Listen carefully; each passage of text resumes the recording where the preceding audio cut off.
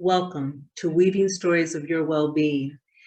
Today's topic is going to be a story that is delightful for both Balaka and I, who are your storyteller hosts, and we are going to be sharing a little bit more about festivals. But before I get quite into that, I just wanted to share with you that PureEsperanza, whom I'm the director and founder of, is a nonprofit organization, and we're dedicated to bringing forth consciousness while educating body, mind, and soul in the art of well-being. Now, if you've been following us, you know that Balaka is our esteemed storytelling co-host, and we're so thankful for her having been a part of this series. And today it'll be just a little bit different. Balaka usually tells a story, and she of course has a whole list of gifts behind her and how she contributes to PureEsperanza as a board member, but also with all her thoughtful work and service in the world as an eco-friendly writer, and also the founder of her business called The Green Writer LLC. And you can find out more about Balaka at the end of this program and through the links on our community page. But today we're switching it. I'm going to be telling a little bit of the story, and of course then Balaka is going to jump in with all kinds of things. Balaka, I know that you have infinite number of stories. It's just part of you and your nature. Thank you so much, Balaka. And I'm going to enjoy being the listener of the fabulous story. Thank you. Thank you. It's been a while. I used to tell stories all the time when I was a Waldorf teacher. That's how we taught our main lesson. So I'm excited to bring to you today a story that's very near and dear to me, and that reflects so much of this time of the year when we decided to talk a little bit about festivals and the change of this time of the year and how there's so many cultural and global festivals that are happening all over the world that reflect this time of the changing of the seasons, the darker, longer days, and also bringing light into the world. So we're going to be sharing a little bit more about that, but more so than just the festivals from the surface of how we might celebrate them, a little bit deeper of the meaning and the connection that we can draw from it. So I bring to you a story, and this story is called Saint Francis and the Wolf of Goobio. Now, once upon a time, a long time ago, legend tells us that there was a very prosperous town, the town of Goobio in Italy. Now, Goobio was successful and well known by all, but something had started to happen that was causing great panic and fear throughout all of the lands. And what had happened was that there had first been sighted some sheep that had been killed, and then some goats. And of course, the talk in the town was, what could be happening? We had no predators. We have our guardsmen that keep a watchful eye and our shepherds that tend their sheep. How could this be happening? But inevitably, that is exactly what was happening. And so they didn't know what to do. And suddenly, one evening had come by, and there was a note that the shepherd was missing. It turns out that the next morning, he had not come home, and they presumed that he had been killed. So it was that his father and brother set out to look for him. However, they did not return. Now the town was up in roar about something had to be done. There was something stalking out there, and they didn't know what was happening to all these people and to the sheep and the goats as well. So the mayor decided to get together and talk with the different advisors and find out what could be done. And his advisors told him that in a nearby town, there was a holy man, and that this holy man was known to be able to speak with animals, and that perhaps there was a way that they could reach him and ask him if he could come to their village and help find out what it was that was killing their sheep and their goats, and now some of their people.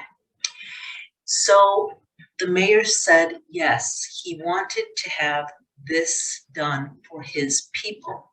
And he sent out some guards and some of his advisors to go seek this man whose name was St. Francis. Now they found St. Francis in Assisi, and St. Francis listened to their pleas and called for help. And he thought to himself, I'd like to help these people. He felt empathetic towards their situation and towards the pain that the people were feeling. So he prayed on it. And in the next morning, as the dawn approached, he came to them and said, yes, I have conferred with my God and in prayer, and I've decided that I want to help you. I think I have a way that I can help. And so he headed down towards the village with the advisors accompanying him and the guardsmen. Now, as they approached the village, they came close to the woods. And in the woods, they could see it was dark, and they could see the paw prints of a wolf that had been perusing the woods and encircling the village as well. And they knew this must be what was attacking the sheep and the goats and also the people. And so they had found some of the remains of the animals, and they were very scared, and they quickly wanted to return to the village. But St. Francis walked slowly and calmly, and he took in all that the woods was revealing to him and the way it felt in those woods. And he also brought a calm to the people he was with. And they returned to the village, and St. Francis told the mayor that he had seen what had happened. And he spoke with the mayor and listened to the mayor's concerns. Now, the mayor was very, very fearful. And not only was he fearful, but he hated the wolf. He wanted to do away with the wolf. He wanted a way that St. Francis could either kill him, slay him, so that he would never cause a problem to all the people or his village again, or he was willing to seek revenge on a nearby old enemy of theirs in another town. And that's a natural response of, most communities, yes. Himself, well, if we can't get rid of him, at least send him to that other town. And so St. Francis listened, and he understood the mayor's concern and the mayor's desire for revenge, as well as the people. But he told him, I will pray over it tonight, and in the morning I will seek the wolf. So he went ahead and closed himself in a room as darkness approached, and he entered silence, and in that silence he prayed again. He prayed that he would be able to receive the guidance to be able to head out early in the morning, travel through the dark woods, to be safe and to encounter and hear the wolf's story, knowing with a certainty that there was something that wasn't understood from all of this. And so it was that the next morning, a new dawn came. And this time he set out early on his own. And this part of his journey was in full confidence that he would certainly find the wolf and find a solution to this problem. So he went into the woods and he got very still. And the deeper that he went, the more still that he became. And suddenly he found himself near a rock, and he sat himself down. And when he sat himself down, he sensed from behind him someone was there. Suddenly, he could feel a shift of energy as the wind blew by, and suddenly there was the wolf. And the wolf stalked to the left and stalked to the right, and he encircled St. Francis. But the wolf noticed that this man was different than others. He didn't come there fighting. He didn't come there making the wolf fear his own life, but instead he sat so very still. And there was a peace that exuded from St. Francis. And so The wolf sat, and now they locked eyes. And that's when St. Francis came to his voice and said, Brother Wolf, tell me, what has happened here? What is your story? How is it that these people and innocent ones have come to be slain by you? And the wolf told him then that he had been with his pack and had been injured, and his pack had to leave without him, and he was left behind. And they thought that he would perish, but he did not. And now he could no longer run and hunt any prey that was fast moving. So he had to rely on slow moving animals like the sheep and the goat. He didn't even like the sheep and the goat. He'd much prefer a deer or a rabbit, but they were too quick for him. And so it was a matter of him surviving, and he had to find a way. And when the first shepherd came, that shepherd came to defend his flock, and he had no choice but to defend himself. And that is how that shepherd ended up dying. And then 2 more came after that, and he had to now go into survival mode and fight everyone who came to fight him, because it was a matter of one or the other dying. And so he didn't want to be in this circle. He understood that something else had to be done, but he did not know what or how. And now he was caught himself in this trap that was ongoing, because he knew that they would continue to come for him. Sure. And St. Francis listened to his story, and he understood and felt a genuine plea. The wolf was asking for help as well. So he sat still and he said, let me contemplate this. And hours passed as St. Francis contemplated what was to be done. And the wolf watched him. And it was so unusual for him to see a human being that had this type of stillness and patience. And he could respect for him, right? And he felt respected. In fact, in a conferring with something that was moving within him and all around through both of their exchange and communication. And suddenly St. Francis sat up and he said, Brother Wolf, I know what we shall do. We shall go to the town and talk to the people. And here is what we will do. Now, it was then that he told the wolf his plan and how the story would unfold, and that the wolf, he was wishing to come into agreement with him. The wolf agreed. When they got to the town, he revealed the plan to the people that he had revealed to the wolf. And that was this. He told the people, good people of Goobio, I feel your pain, and I know how hard it is and how much you must feel for this loss of people that you love and what has happened to your village. And we all know that the fear that prevails here, that in itself is so debilitating. And we want you all to feel harmonious and peaceful once again and be prosperous as you have been. And so I've brought this wolf to share with you his story. And he told them about what had happened to the wolf. And he said, and now the wolf and I have come to you with this idea that if the wolf is to become your friend and you are to befriend him, that he will work with you and serve you and care for you and protect you as a keeper of your town.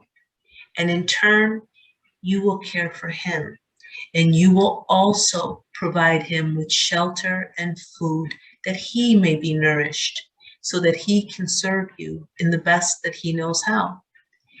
And the people at first, some were hard to turn, especially the wife of the shepherd who had experienced the loss, and the mayor whose town had now suffered economically, and all these different things that had happened to their village, and the fear, and the children not having been able to go out and play. And once all of those stories had been quelched, and all that remained was this possibility that something could transform.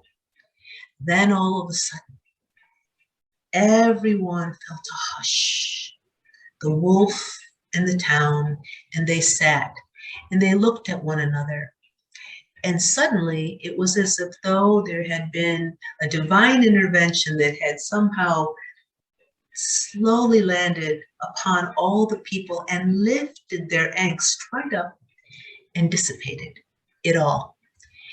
And they thought about this possibility of the wolf being their keeper, and they felt a truth from the wolf and that he would keep his word. And the wolf felt a truth about the people and that they would keep their word. And so it was that they came into an agreement. And from then on, the town of Goobio was known to be watched over by a very well-known wolf who would become the keeper and protector of Goobio. And St. Francis's work was done. And it so is said that this legend lived on for some time and that it was spoken about years after the wolf and the people of that time had gone by, but that the legend and the story of transformation had remained. That which is the dark overcome by the light. Right. So thank you for letting me share the story with you today.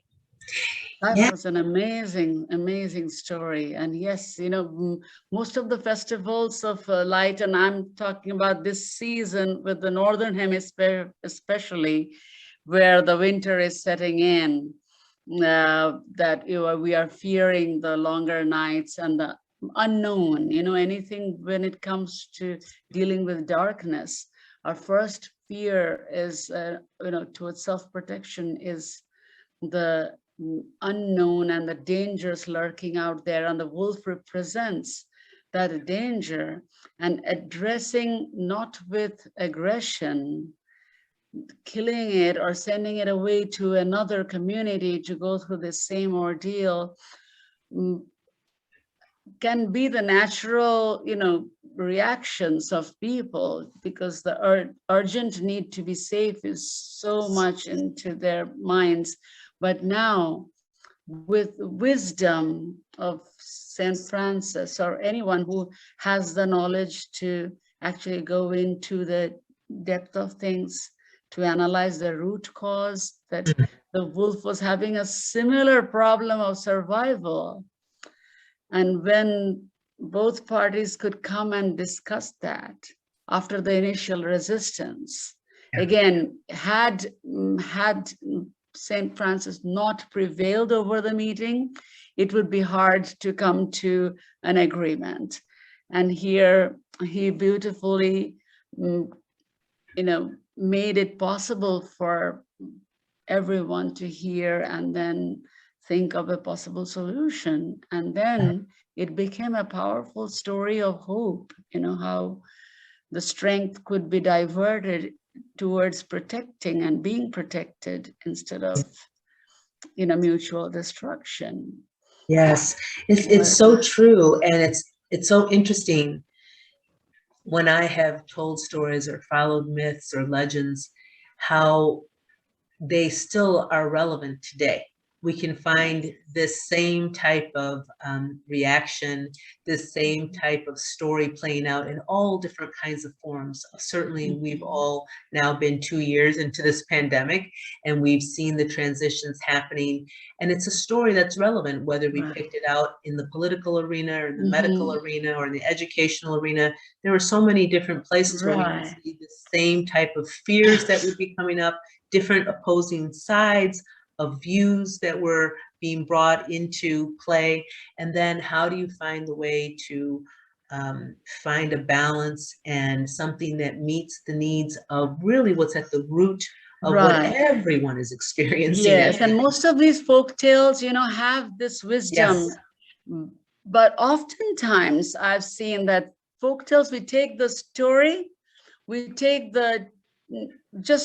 maybe the legendary wolf that protected the village, without going into the details of the why and how it started. It's just the name and the village and the personality, and the core message is often forgotten. You know, the Yeah. practice goes on, the mention goes on, but the why is lost. And once we can bring them back, and my mother always helped me kind of go deeper into the why. Even for superstition, she said, well, why would our forefathers really come up with something that doesn't make sense now? So maybe we have forgotten the reason, and we are doing things just for the sake of it. And that's not helping us. That just becomes a burden that, oh, this needs to be done that way because my grandmother's, always insisted it.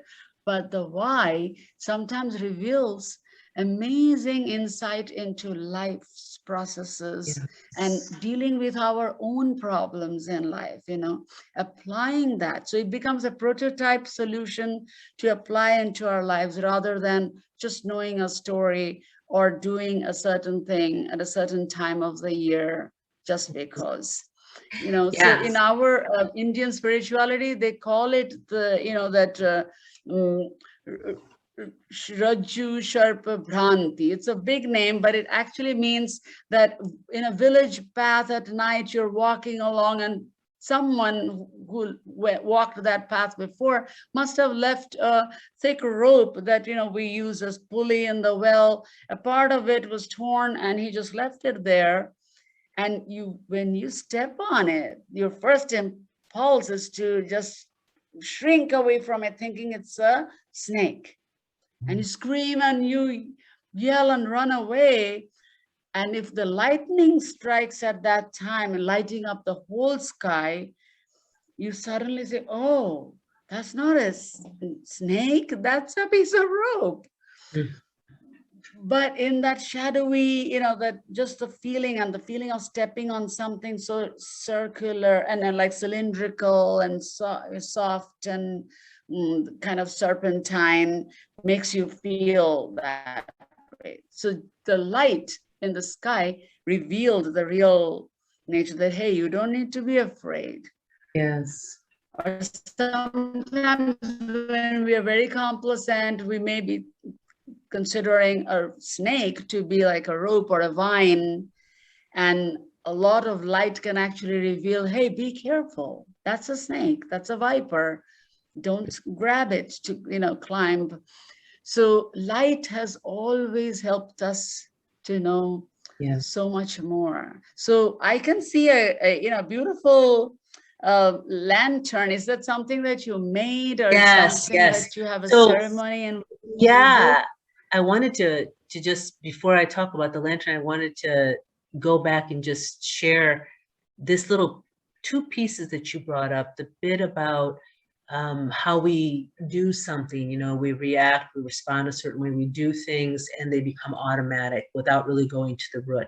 Similarly, we're going to share a little bit about that with festivals today, and how we can celebrate even something like Christmas that, may have so many different steep traditions or meanings for different people from different perspectives. And yet, we also live in this world where it's ridden by consumerism, and how that somehow has become very prevalent in our society today, and how it loses its meaning, its flavor. So that's just an example, and it's across the board with all different festivals. I know you and I have talked about this before. And the other little bit about how that light can really cast and reveal something that's beautiful and deep, that's within that darker, shadowy place.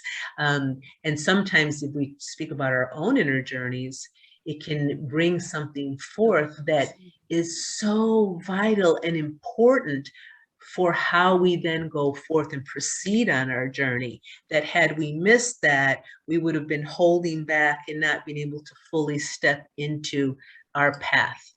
So we will touch on those bases too. And this little lantern here is part of a festival that is called the Lantern Procession. And there's two components to that. And I'm sure for anyone out there that practices Catholicism, there's saints and feasts all year round, and I'm not an expert on that, and I don't follow all that. But when I taught in Waldorf schools, there were different times of the year where we did celebrate different festivals. And starting in September around the 29th, which is actually a time when we're having meteor showers, and it corresponds with this time called Michaelmas season. And Michaelmas was all about these stories of St. George and the dragon. It's very similar to St. Francis and the Wolf of Goobio, St. Michael or St. George, both interchangeable, would travel all around in the European countries, and they would, or he would, go to areas that were in distress and needed the dragons slain. And so some of the stories talk about the slain and some of them talk about transformation, but ultimately they were to be used as metaphors and myths for us encountering those darker, longer days and that apprehension that starts to build. And for modern day man, of course, we have electricity and lights and all these kinds of things, but for people that lived, you know, thousands of years ago, and they didn't have that, and they felt that dark encroaching upon them, and they knew that the land was going to be stripped barren, and they knew they had to prepare and stock and store so they could survive the winter and face those types of harsher realities from nature itself that they were mostly living. They had to find a way to find strength and courage to make their way through.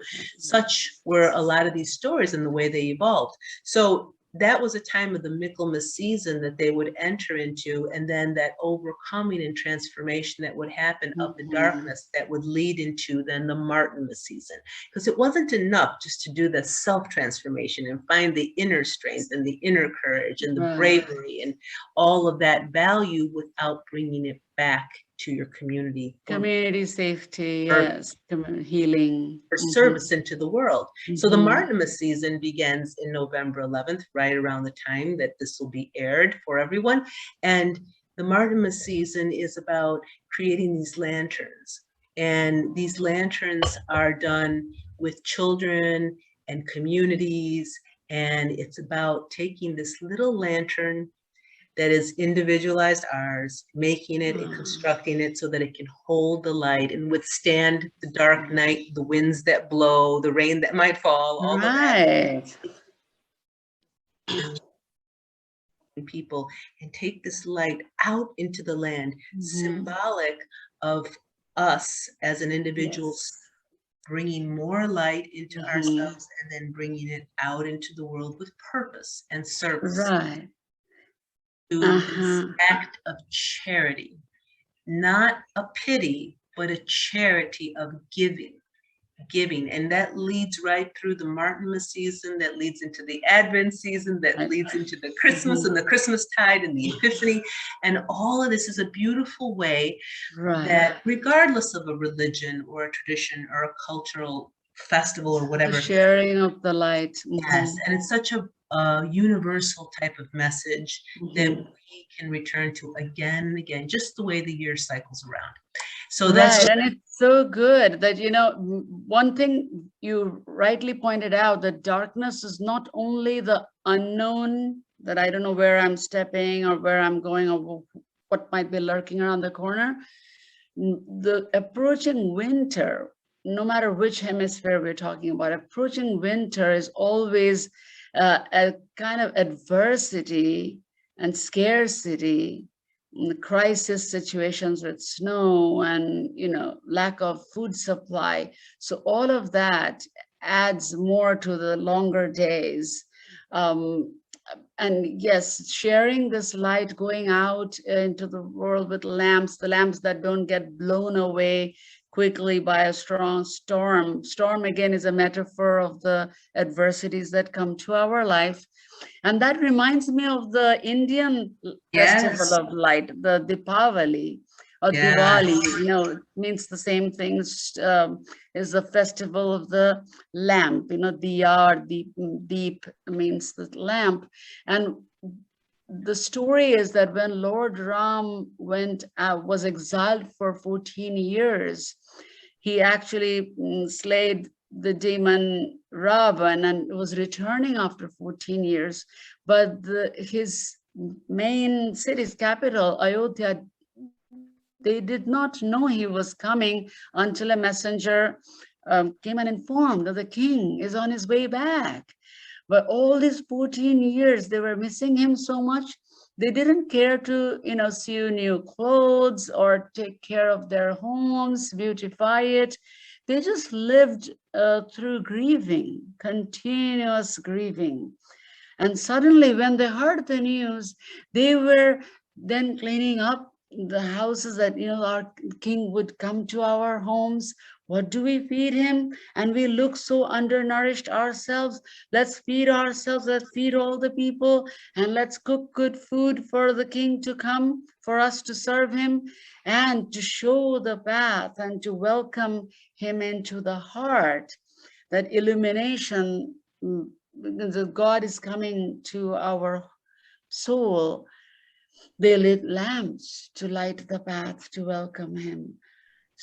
But now it is with firecrackers and a lot of lamp lighting, the already well-fed generations of people, we are still buying a lot of clothes and eating more food, where we are also watching for diseases that creep in with it. We're going to the gym, but eating a lot. And it is also causing, just like in Valentine's story, we said, those who are not so wealthy, or families who couldn't give the best gifts to their relatives, it does cause some pain as well, or the stress of an approaching festival that we have to do our best to celebrate. So the meaning of illumination coming and lightening us up, taking the ignorance out of our soul to recognize divinity, within ourselves. We put that away and filled it up with merriment. Of course, it was merriment because their Lord was coming back after 14 years of exile. But our merriment, if it remembers that, then the sufferings of life, or the littler things that cause big pains in our life, can have that same kind of a beautiful protective relationship, as you talked about the wolf and the people in the village, how they took care of each other.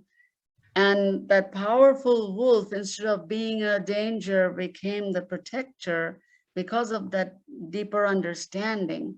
So I feel that if we can always remember these festivals in their true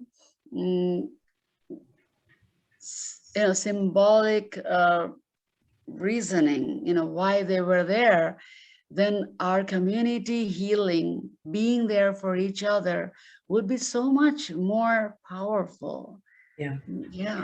Yeah, they really express something that is of a deeper soul quality. And, I'm sure many of the listeners out there have heard of Joseph Campbell and his work with myths and mythic legends and how they work in the psyches of our own soul. And certainly many people who work in different psychologies and psychotherapies also work with myth as well. And they're really symbolic of a soul journey. Even the fairy tales were known to be that way.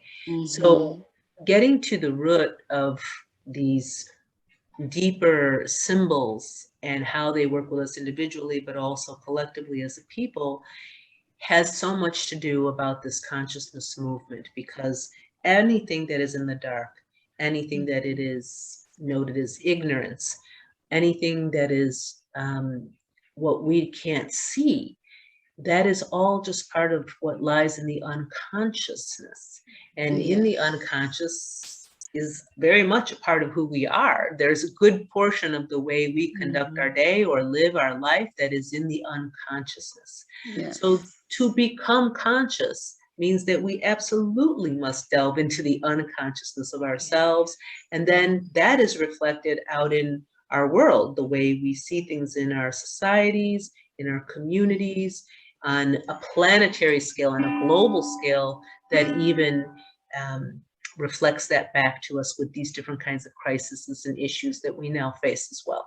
So all of it is tied in together, and perhaps the wisdom of so many of these people were that they could connect with these deeper meanings, and upon that connection they could extract a reflection, and then they could conduct themselves with more Right. illumination, more And conscious. they needed a Saint Francis, you know, the wisdom, a very stable, like you said, his stillness. He became more and more still as he entered the darker parts of the forest. He was even more still when he was interacting with the wolf, which made the wolf actually stay calm and not pounce on him. And then he kind of had the meeting where he could moderate the meeting in the right direction. So sometimes we need a big source of wisdom to kind of be the catalyst in the process. Yes. To like someone to turn the switch on, you know, the light in the attic, as Shel Silverstein refers it to. And to know that, you know, part of what happens too are these processes. You know, we can even look at how to be thankful when we encounter things that are painful.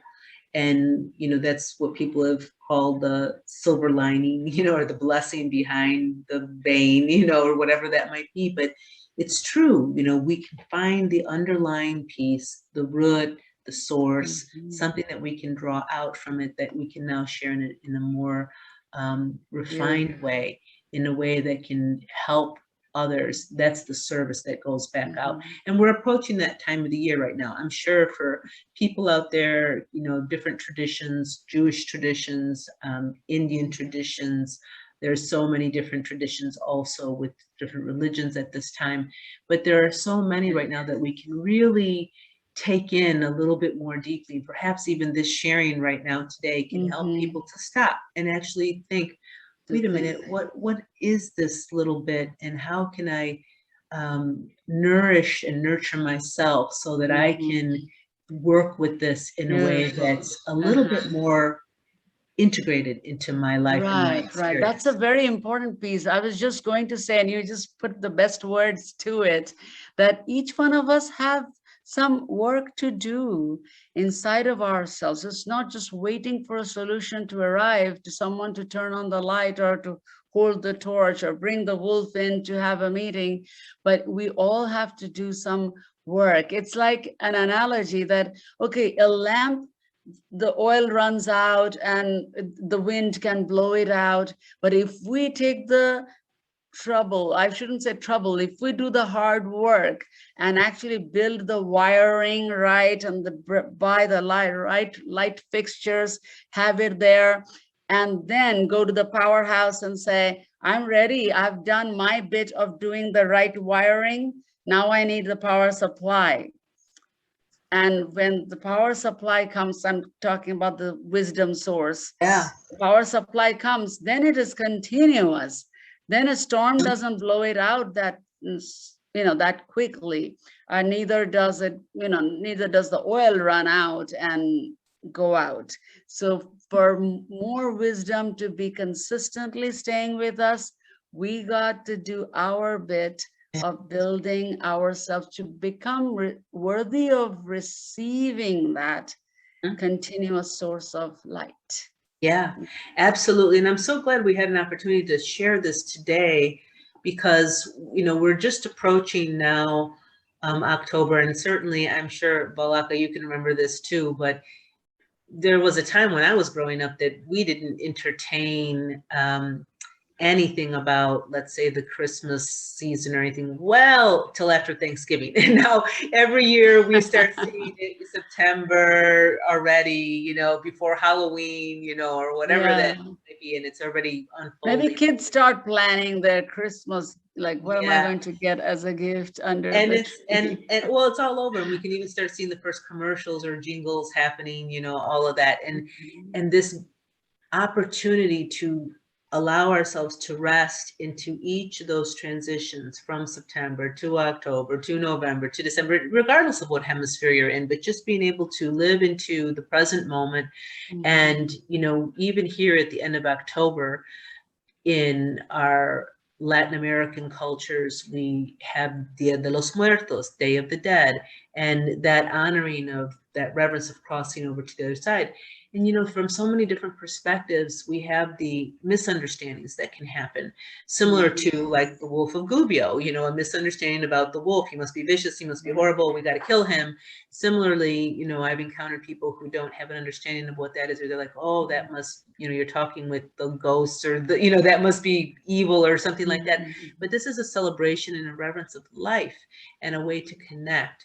And so, you know, when we look at these different traditions, whether it's that or it inadvertently falls as the same day or right the next day as All Souls Day, All Saints Day, all of those leading us towards this more universal approach, but really being able to sink in just a little bit deeper with its meaning. And so this arrives for us now as we begin all those celebrations. And I know I've already started seeing all these other celebrations, and hopefully it's just leading us into a little bit more thoughtfulness about what this dark means to us, what the light means to us, what it is to give service, what it is to give back into the world as a purposeful way of our own living.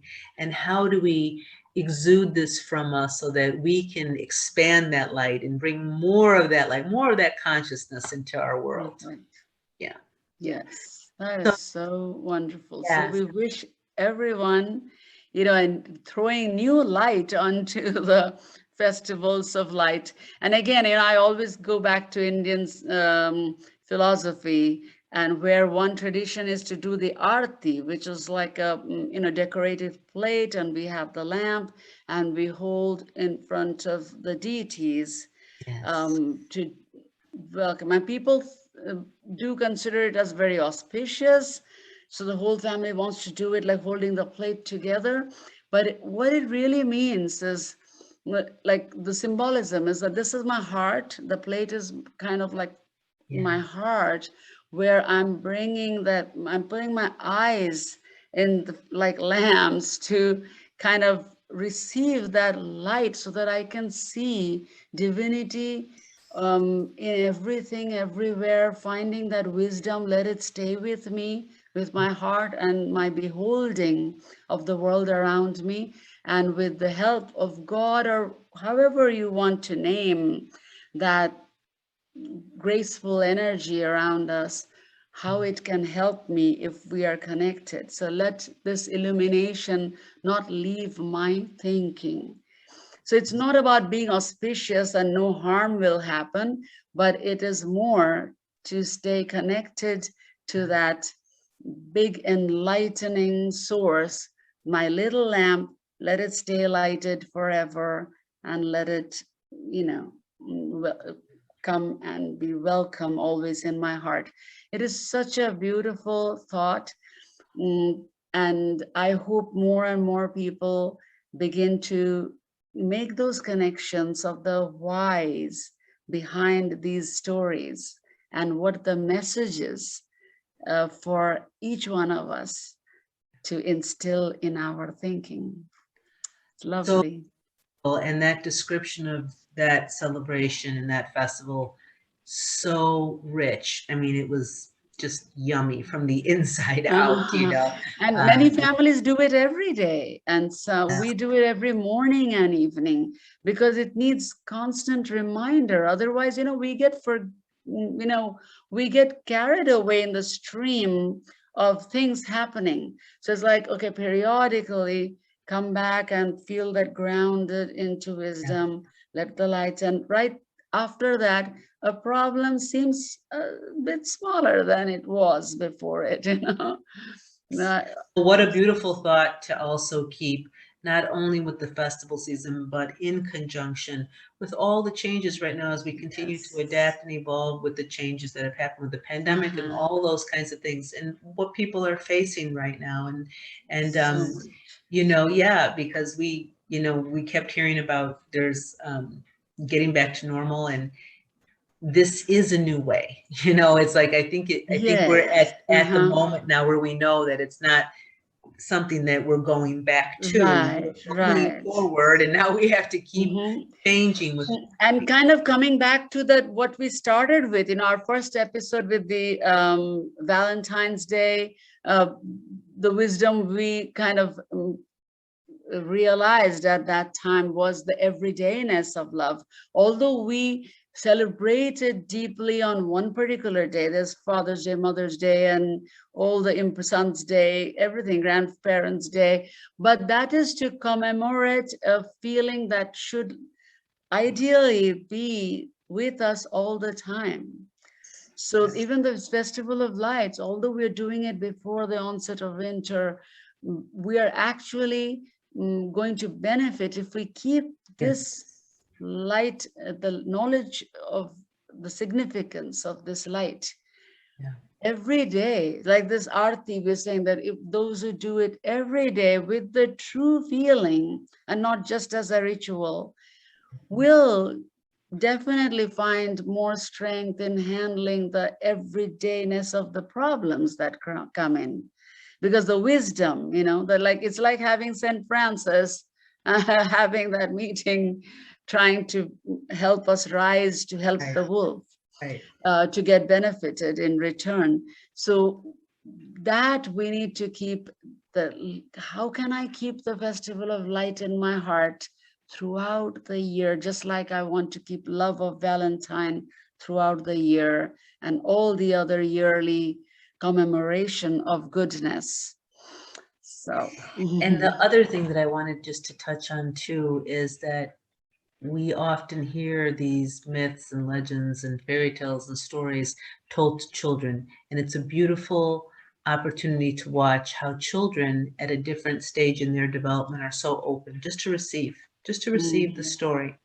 Here as adults, you know, we can break it down and analyze it, but one of the gifts that we can give the generations to come is to be able to share these stories with them, to be able to share it with them in our own way, without the explanation, but with living it ourselves, these very things that we're talking about right now. Modeling it for them. And letting that spill out into their life so that they can experience it. From this, and even the metaphors, if a parent wants to explain in a playful way, what do you think is light? Didn't it help, you know, just turning on the light and seeing it for yourself? There was nothing to fear. I mean, those little things can plant the seed for that deeper thinking, but otherwise just the stories and parents modeling it is such a beautiful way to help them grow. Yeah, for every one of us, you know, embodying it is really that integration that comes to be, and it's the evolution of how we continue to bring that more and more into our life by that embodiment of what those deeper meanings are for us as we learn them and come to have that connection with them. So I am so thankful for this opportunity today to be able to share with you. And Balaka, if you would be so kind as to share where people can reach out to you for all the gifts that you bring into the world and you share. Well, my website, thegreenwriter.com, quite easy to remember because I write for the environment. So thegreenwriter.com. There I have some small gifts out there, and connect with me on Facebook by my name, Balaka Ghosal. And also there is a page, separate page called The Green Writer, and LinkedIn. So these are the 3 platforms I mostly use, and I would love to learn from you, connect with you all, and bond to find more solutions, happy solutions for society. Yes. And thank you so much. I wish you all the best. And I'm thankful to Esperanza for creating that beautiful platform, PureEsperanza. And there are some amazing products also, which I'm myself buying. The oils, for instance, it's just an amazing experience using those pure, 100% pure Egyptian oils for aromatherapy. I think it is working very well on me, and I'm giving them as gifts also for for the seasons and birthdays and many occasions. We've never run out of occasions, right? Oh, that's so So that's it. beautiful. And I have that in mind for more coming on. Thank you. I'm So so just happy. sharing it, and not as a promotion of the product, but just as a thankfulness for mm, the positive impact that it may have on people's lives, and the beautiful other people that are there in your community who are also offering great classes or sessions, one-on-one sessions to maybe solve something that you are going through. So just explore her website. There is a lot, and I love the 365 days that each day you do something bringing in a positive vibe. So thank you so much for that, and for having me in this stories, series that we're doing this year. It's beautiful. Thank you so much. And I appreciate you sharing that too. If you haven't yet seen our website, PureEsperanza.org, it is an educational website primarily. It is there to be able to serve a global community, not just people that are interested in Pure Esperanza, but really a global community as we work towards this next shift in the collective consciousness. And that's why our mission again is to bring forth consciousness while educating body, mind, and soul in the art of well-being.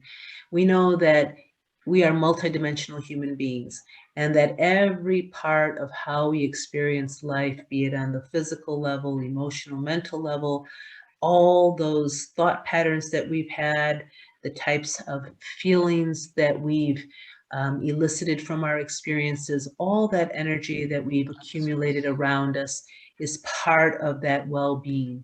And that the more we connect also those more hidden aspects, the places of our soul, the places that can really help to guide us in a purposeful life, in finding and navigating what we want to create as our destiny, what we want to dream the world into being, what we are right now here being a part of as this whole world changes and shifts, and the human race changes and shifts in accordance with all this that's going on around us. But that we can step into it with that kind of courage, with that kind of hope, with that kind of vision that allows us to see into the future generations a well-being, a harmony, a peace, a way that they can be more integrated into the wholeness of who they are. And that's what we really are here to bring you. And on that website, you'll see those blogs that support that. You'll see the community, individuals with their services, other products, the shop as well to support you on your well-being journey, and also the platforms that you can find us and connect to us more readily and daily, like Facebook and Twitter and Instagram and LinkedIn and a few other local sources as well. But to be able just to find other people that you can find that deeper connection with and continue to expand and build on. That's what we're here doing. And we hope that you will join us and support us on that journey and help us to amplify that mission as well. Thank you all. Thank you again, Balaka. Peace and be well this season. We look forward to seeing you next month and bringing you some thoughts on stories about giving. Blessings, Thank friends. you. Take care. And everyone have a beautiful month ahead. Yes. Be well.